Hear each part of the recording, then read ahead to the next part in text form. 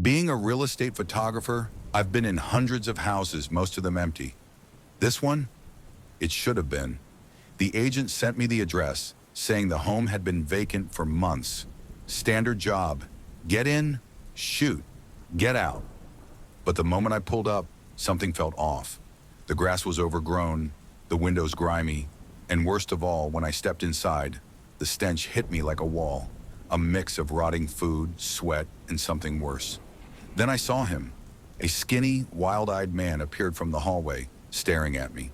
His clothes were dirty, his hands twitching. "You the photographer?" he asked. His voice was raspy, almost a whisper.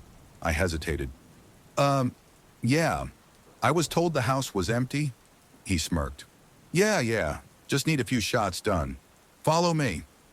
Every instinct told me to walk out, but I followed, phone in hand, pretending to go along. He led me through rooms, pointing at random things to shoot, like he owned the place. Finally, I said, "I'm just going to confirm a few things with the agent." That's when everything snapped. He muttered, "Fuck, Whit." And before I could react, he shoved me to the ground. I hit the floor hard, and the next thing I knew, he was on top of me, both hands wrapped around my throat.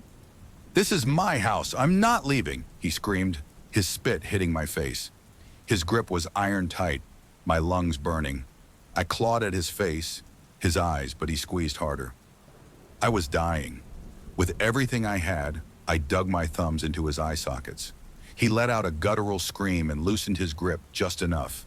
I gasped for air, a lungful of that rancid stench, and snapped. I started swinging. I don't even remember most of the fight, just the sound of my fist hitting his skull, the pain of my fingers breaking, my shoulder tearing from throwing wild punches. He was screaming, so was I. Then suddenly, silence. I stumbled back, hands shaking, grabbed my phone and called the cops. When they arrived, they were shocked. Turns out the house had been empty. The guy was a squatter, one with a violent past.